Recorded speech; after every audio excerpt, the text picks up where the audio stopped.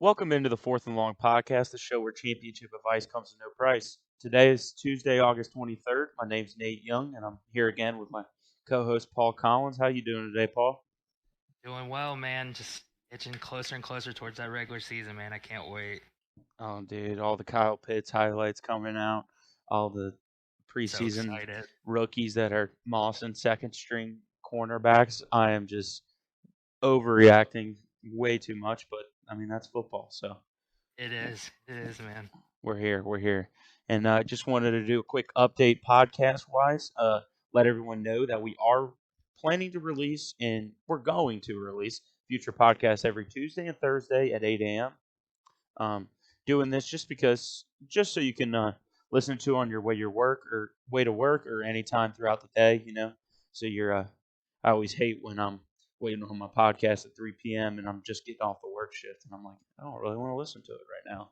Hard time catching up. So we're gonna try to get those out early for you. Absolutely. All right, and going into some news, we have some Kenneth Walker injury news. I think you know a little more about this if you want to go into it. Yeah, so lingering into the last week or so, we found out that he had a hernia that was labeled as a non-sports hernia. So I really don't know the severity of that, but the coach Pete Carroll is saying that basically he has no timetable to return. So this does put his week one chances in potential jeopardy. um, which is huge news if you have any shares of Rashad Penny, because it's looking more and more like Rashad Penny is going to start week one. And with Kenneth Walker just missing this training camp, I mean, he's missing all the reps in training camp, which you would think running backs would need to succeed future on in the season. So yeah, Rashad Penny looks like he is in line to start week one as of today. So it's pretty big news. Yeah, Yeah. absolutely. I agree. I mean, I again, I don't know if this means go snag Rashad Penny in every draft. It's still going to be a bottom three offense most likely, with Yes. probably two and three running backs at the minimum. So, but he is going very, very late. Um, and if he's out there in 12th or 13th round, I think you kind of have to take him just off the hope that he might be what they drafted him to be. So, Yeah, for sure. I mean, just in our draft alone, Penny and Walker, they both went in the 10th round, and I mean, if you can get a 10th round starting running back, that's huge right now. oh, absolutely. Run it. It is like we said though. I don't know. Gino had a couple games back in the season where some of those guys looked viable for fantasy, but I think if Drew Lock sees that field, may not be the It's same. gonna be trouble. It's Yeah, gonna be trouble. yeah. He'll be making TikToks on the sideline, not focus on the game. You know how it goes. So, we're speaking of the draft, and then Anthony, you brought up the draft this weekend. We this episode we were looking to go like inside the minds of your analyst, and in order to do so, there's no better place to start than the draft. So we're going to start out with just a couple guys that we thought we were really happy to get. Some guys that I mean, like we said, that offline draft last week gets in your head sometimes. And some guys you think you should have waited on a little bit longer, and some guys that were sniped, taken before we were able to get them, and really upset about those. And I know we both have a couple of those. So if you want to start out with your player you were thrilled about the most. Yes, Travis Etienne going 3 picks in front of me was really depressing to me at the draft, and I kind of feel like the guy that took him listened to our podcast and knew he was a guy I was taking to the grave with me. He got taken at that fourth round turn at the very last pick of the fourth round. I had to pick the third pick in the fifth round, so you'll see it on the screen here. I ended up taking AJ Dillon instead, but yeah, I was not happy that Travis Etienne didn't get back to me. I probably should have took him in the fourth round, but I honestly thought no one was really that high on him in the draft, so that's kind of my mistake. I should have took him around before, but that's the one guy that definitely stuck out to me. I know you had a guy go right in front of you as well that you were not too happy with. Yeah, but I mean, honestly, news article I glossed over. That's my fault for that. But that AJ Dillon pick's not looking too bad, Yes, since yes. Matt Lafleur came out and said that he sees Dillon and Jones as 1A and 1A. He thinks they're both premier running backs and wants to use them as such. So hey, maybe maybe it was a blessing that he took ETN from you. You getting a 50% share of a great offense. So Yeah, I mean that Packers offense should be a high-powered offense, and pairing the two teams, Packers and Jaguars, I don't think it's even close. So, like you said, it may have been a blessing in disguise. So we'll have to see how it pans out this year. That's definitely what I'm going to look back on, though, for sure. Yeah, absolutely. I mean, you said you were taking him to the grave. I knew that's the guy you wanted. So, not a guy I wasn't this high on him, obviously, but I really, really wanted him. And Josh Allen fell in our draft in the fourth round. And I was like, you know what? Maybe I can get him the fifth. So I ended up drafting Josh Allen, and he goes the pick before me. It's Mike Williams, son.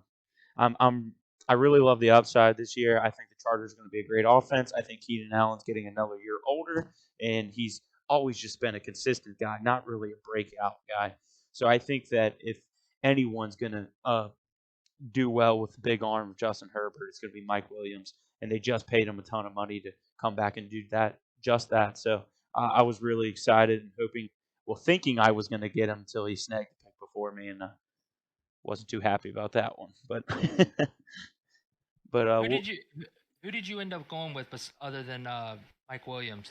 I Who did you actually take that round? I ended up going with Cortland Sutton, who actually um I think we'll talk about a little later, but I do love Sutton. I'm not Yeah. against it, but obviously I ended up with Javonte Williams because I mean if you heard the podcast before, I was willing to go up probably 5 picks to get him. So I ended up with Williams, and I like Williams and Sutton and didn't really want two Broncos on my team, but I think there was definitely a tier break after Williams and Sutton, and I wasn't willing to let him pass for the fact that I own the running back. So I ended up getting both. But Yeah, absolutely. it's not I the think end I of the think world. But yeah, I think people overvalue that too much. If the offense is good enough, I feel like you could have a player at the running back and wide receiver position on the same NFL team. I feel like people overthink that too much. yeah, I agree. I think if you have the best player available and he's going to score more points in a week, Yeah, draft him. You know. So absolutely. Don't fade away from it. guys, you were happy to get Paul. What was a guy that ended up falling more than you thought, and you were Yeah. able to snag him? Yeah, so the biggest surprise to me was actually in the first round. I had the eighth pick in the first round, and I got Dalvin Cook to come back to me at the eighth pick. Now, I did, like I said, we talked about this before. You can do plenty of mocks, and it still will not prepare you for the real draft. None of my mocks I had got Dalvin Cook to fall back to eight. So getting Dalvin Cook at eight when he has a potential to finish as like top three running back, I feel like that was like my most favorite part about the draft. Just him falling back to the eighth pick was huge to me. Yeah, honestly, it was hard for me because I was the seventh pick.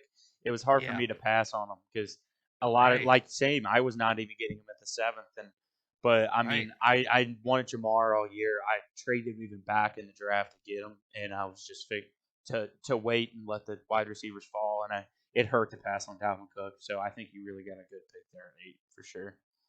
I Um, mean, there's obviously some risk to it, but I feel like when you're at the back end of the draft and a guy with the upside of Dalvin Cook gets back to you that late in the draft in the first round, you can't pass on that. Oh, and the talks in camp about how they're planning on passing the ball with a new regime and they're done with the Oh old system, man, and how Dalvin is looking great as a pass catching running back. I mean, you just there is a lot of upside there. If there wasn't enough already, 22 right. carries a game for that guy who is probably a top 10 runner, if not top 5. So I mean, you Just can't go love it. wrong. Another top 5 runner, in my opinion, top 3 if you're just talking pure runner in the Yeah, NFL. I was able to sure. get Nick Chubb in the third round, and I think this has to completely do for Jacoby Brissett. The Deshaun Watson news. You're not going to have the starting Yes. quarterback for 11 weeks, but I think Nick Chubb has had his fair share of bad quarterback play over the years. I don't think this ever has been affecting him in his fantasy output. I think the only thing that's ever really held him back was injury, and he seems to be coming back healthy. And I think they're going to need to use him more than ever. And I trust Kevin Stefanski to make that work. Of how good a talent Nick Chubb is. Yeah, and I think another thing too, just with our draft in general, I think everyone, including myself, even was overvaluing the idea of Nick Chubb not being a pass catcher. With our draft being a half point PPR, I feel like people may have overlooked that. And just like the rumblings going on with Kareem Hunt, like he could potentially get traded. Could you imagine this team with Nick Chubb just being the sole running back and Kareem Hunt getting traded? I mean, what would his value be with no Kareem Hunt behind him? I feel like almost like a top 5 running back Oh, with no Kareem absolutely. Hunt.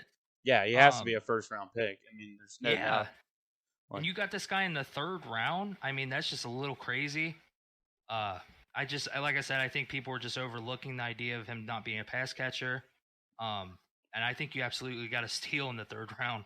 but what I liked the most about it, honestly, was I mean, I would have taken him at any point in the third round just for I think he's dropping too low. But what I really liked was that I did go Javante early and took him above what a lot of other Yes. people did. And I think no matter what, Nick Chubb is a safe option. He's gonna get you 10 to 15 a week. I don't think he's that boomer bust guy. So it's nice to have be able to take that risk on Javante and then turn around and get Nick Chubb to add some more stability to my roster. So I was really happy with that. Yeah, it's absolutely filthy. Yeah, but some guys that not that we're not happy with, but we got caught up in the moment, saw the QB runs, saw things of that nature, and think we reached up a little too high on. You can go first, Paul. Who Yes. was yours? Yeah, taking Justin Herbert in the 6th round. Now that sounds like a really good value. Like absolutely. Like I think both of our guys we're going to talk about were good, really good values. But just the way the draft flowed, we could have absolutely waited until like the 8th or 9th round. It took like a Kyler Murray or Jalen Hurts. You'll see it on the draft board. Kyler and Jalen Hurts both went in the 9th round, and I would have been happy with either of those guys, especially Jalen Hurts. I love Jalen Hurts this year. Um, it's nice seeing the quarterbacks on our team. Like I feel like we got both locked and loaded QB1s, but I just feel like we could have taken maybe a deeper position, like another running back or receiver, to help us at the rounds that we did, and maybe waited on a guy like Hurts. But I feel like we kind of fell into the pressure of the QB run because the QB did go early and everything. So, well, at least I did. You took the first quarter, but Yeah, yeah, that's just my one regret. I mean, I'm with you there. Yeah, that makes sense. I mean, again, it's a regret that you're ending up with a top three quarterback last Yeah, year. So like I'm not trying to it's make it sound like it's a worse yeah, thing. like but I know exactly what you're talking about because in our home league we're very anti quarterback, and I should have remembered that from years past. And I think Yeah, we kind we've done so many mocks this off season, and I never see Josh Allen in the fourth round like ever, never. and I never see Justin Herbert in the sixth. So it Yeah, seemed like you had to take him, but there were certain guys out there that, like I said, Mike Williams. I took Josh Allen instead of Mike Williams, and I ended up not with him. And I would much rather have had Mike Williams and Cortland Sutton, and then ended up with Kyler Murray in the eighth or ninth.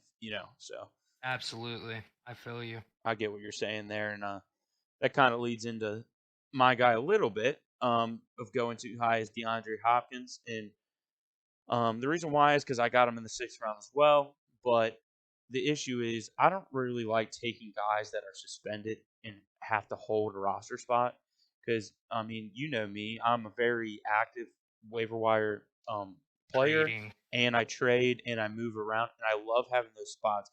I pride myself on finding the gems in the waiver wire. In order to do so, you need bench spots to do it.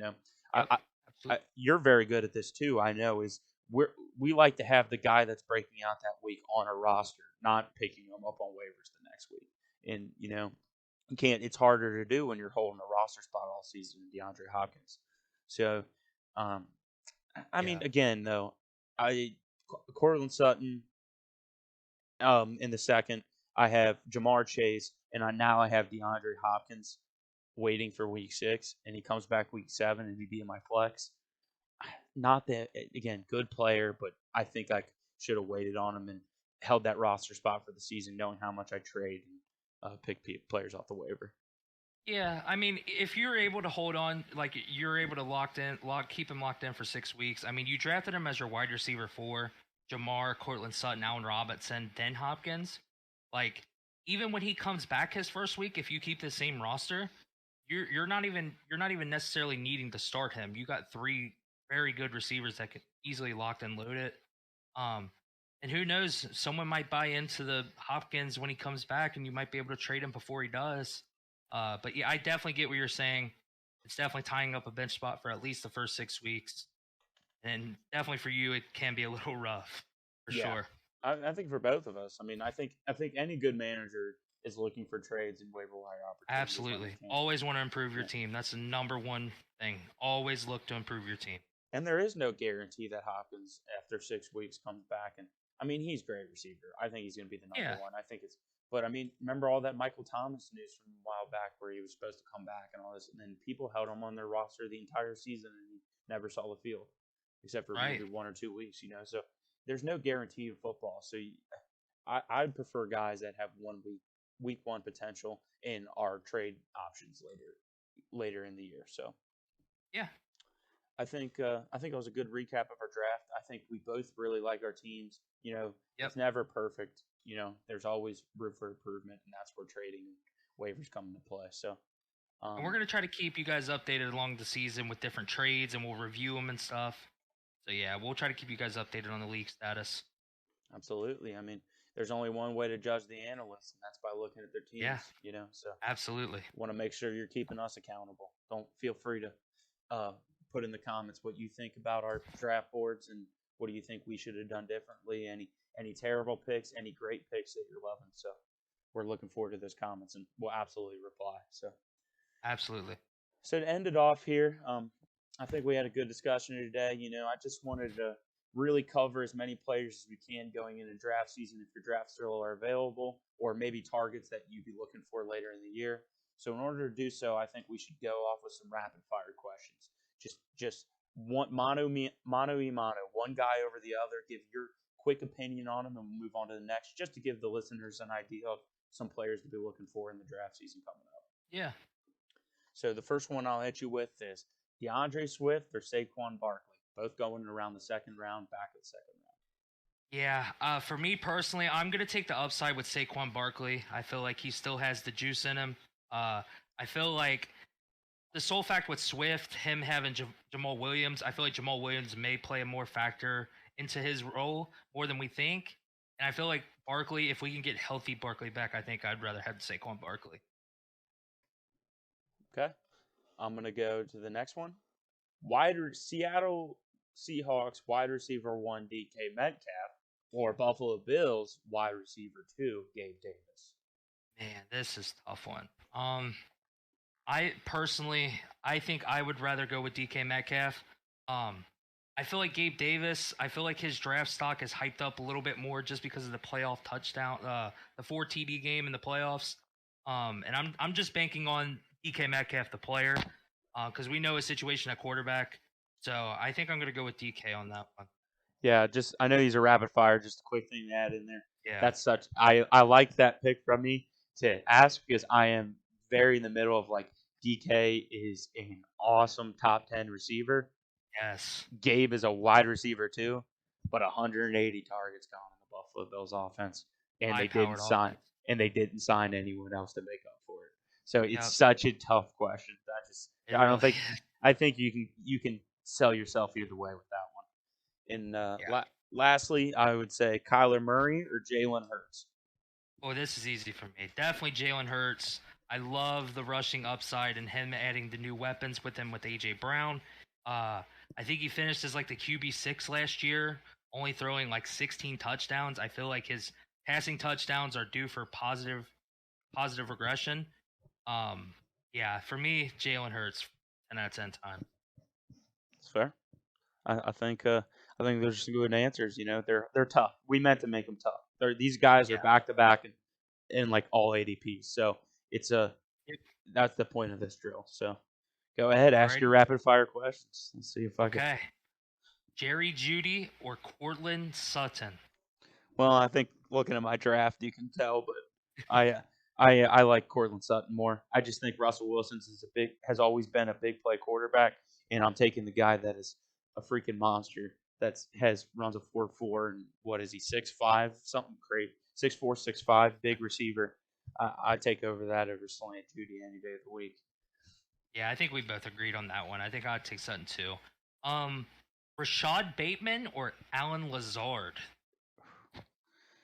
It's tough. It's tough because I have to go Lazard. That's just because Aaron Rodgers, wide receiver 1, I'm going to take over anyone else.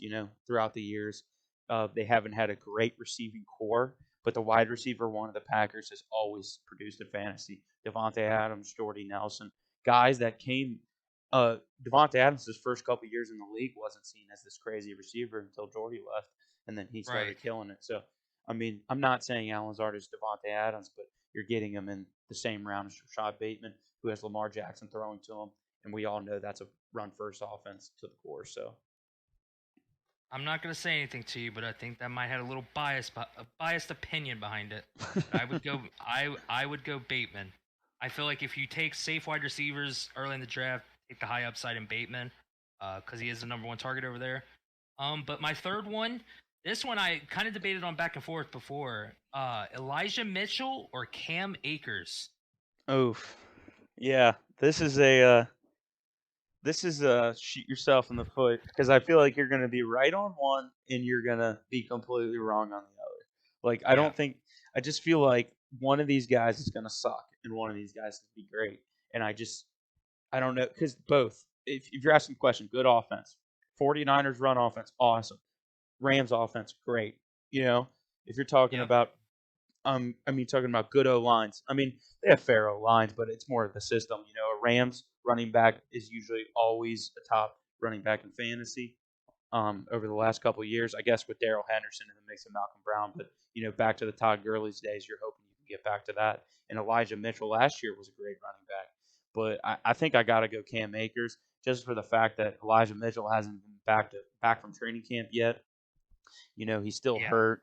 Kyle Shanahan is always just, and he's just unpredictable as all get out. You know, you never know what he's going to do.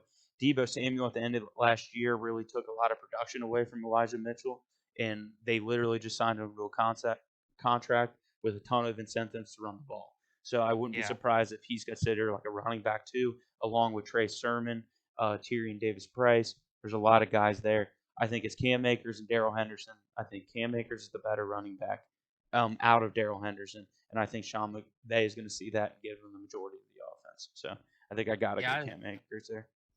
I love that answer because, like, I mean, at the end of the day, Elijah Mitchell is currently hurt. I just, I'm so over drafting players going into the year hurt. I did it last year with Saquon. I just want players on the field. The best opportunity is availability. You know what I mean? You want players that are available, Best regardless of the ability situation. is availability. Yes, The the old best the old ability is boomers quote. availability. Yeah, Yes, but it's that's the not quote I wrong. was looking for. It is That's not who wrong. you want. And I mean, we've seen in the history, the 49ers, they just can plop any guy in there any given week, and Kyle Shanahan just makes it work. And I know Elijah Mitchell's the one guy that stand out, but I mean, I thought last year too, or the year before with Raheem Mostert, I thought Raheem Mostert's speed would stick out and make him the number one running back there, but Kyle Shanahan just has other plans. Yeah, and So he's unpredictable. And if very taking him that high is I got to risky. go Akers for sure. So um, yeah, I think it was a good podcast.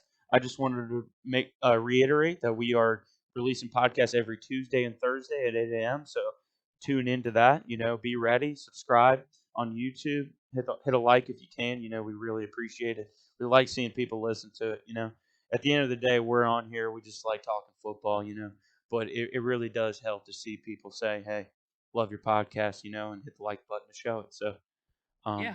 Well, one more thing. Don't forget to follow us on Twitter too. And we made a TikTok as well where we're gonna show like shortened videos of the episode on TikTok. Just so like if you can't watch the full podcast, you'll be able to see the TikTok clips on there and like the discussions we talked about on the podcast. absolutely.